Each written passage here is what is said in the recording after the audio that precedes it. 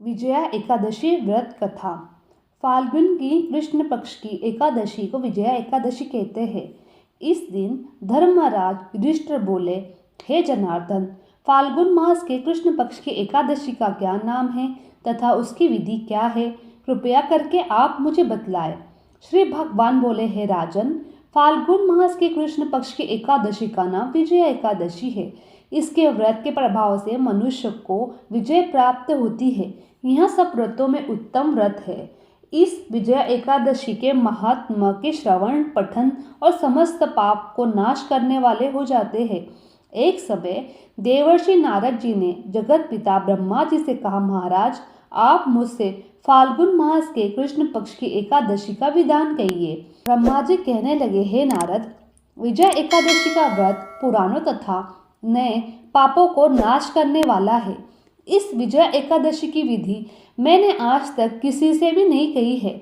यह समस्त मनुष्यों को विजय प्रदान करती है।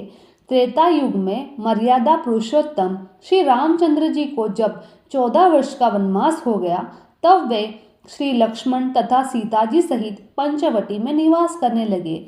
वहां पर दुष्ट रावण ने जब सीता जी को हरण किया, तब इस समाचार से श्री रामचंद्र जी तथा लक्ष्मण अत्यंत व्याकुल हुए और सीता जी की खोज में चल दिए। घूमते घूमते जब वे मरणासन जटायु के पास पहुंच जाते हैं, तो जटायु उन्हें सीता जी का वृत्तांत सुनाकर स्वर्गलोक चला गया।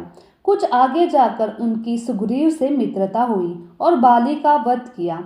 हनुमान जी ने लंका में जाकर सीता जी का पता लगाया और उनसे श्री रामचंद्र जी और सुग्रीव की मित्रता का वर्णन किया।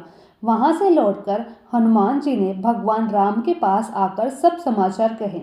श्री रामचंद्र ने वानर सेना सहित सुग्रीव की संपत्ति से लंका को प्रस्थान किया। जब श्री रामचंद्र जी समुद्र के किनारे पहुंच गए, तब उन्होंने मगरमच्छ आदि से युक्त उस अगाध समुद्र को देखकर लक्ष्मण जी से कहा कि इस समुद्र को हम किस प्रकार से पार करेंगे। लक्ष्मण ने कहा, हे पुराण पुरुषोत्तम, आप आदि पुरुष हो, सब कुछ जानते हो। यहाँ से आधा योजन दूर पर कुमारी द्वीप में वल्कालभ्य नाम के मुनि रहते हैं। उन्होंने अनेक ब्रह्मा देखे हैं। आप उनके पास जाकर इसका उपाय पूछिए।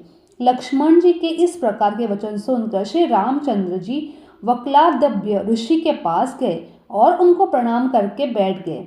मुनि ने भी उनको मनुष्य रूप धारण किए हुए पुराण पुरुषोत्तम समझकर उनसे पूछा कि हे राम, आपका आना कैसे हुआ। रामचंद्र जी कहने लगे, हे ऋषि, मैंने अपनी सेना सहित यहाँ आया हूँ और राक्षसों को जीतने के लिए लंका जा रहा हूँ। आप कृपा करके मुझसे समुद्र पार करने का कोई उपाय बताएं। मैं इसी कारण से आपके पास आया हूँ। वल्कादभ्य ऋषि बोले, हे राम, फाल्गुन मास की कृष्ण पक्ष की एकादशी का उत्तम व्रत करने से निश्चय ही आपकी विजय होगी। साथ ही आप समुद्र भी अवश्य पार कर लेंगे। इस व्रत की विधि यह है कि दशमी के दिन स्वर्ण, चांदी, तांबा या मिट्टी का एक घड़ा बनाएं। उस घड़े को जल से भरकर तथा 5 पल्लव रख वेदिका पर स्थापित करें। उस घड़े के नीचे सतनजा और ऊपर जो रखे, उस पर श्री नारायण भगवान की स्वर्ण की मूर्ति स्थापित करें।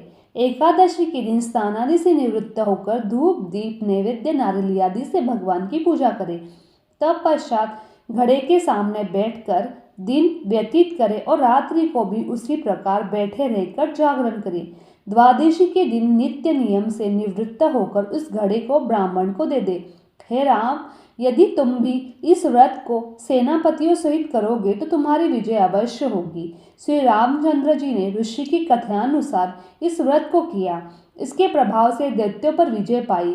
अंत है राजन, जो कोई मनुष्य विधि पूर्वक इस व्रत को करेगा, दोनों लोकों में उसकी अवश्य विजय होगी।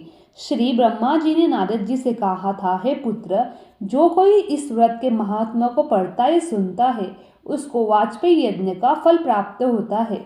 बोलो जय श्री कृष्ण हरि। मेरी ये वीडियो आप लोगों को अच्छी लगी तो मेरे चैनल को लाइक, शेयर और सब्सक्राइब करना ना भूलें। आप सभी का धन्यवाद।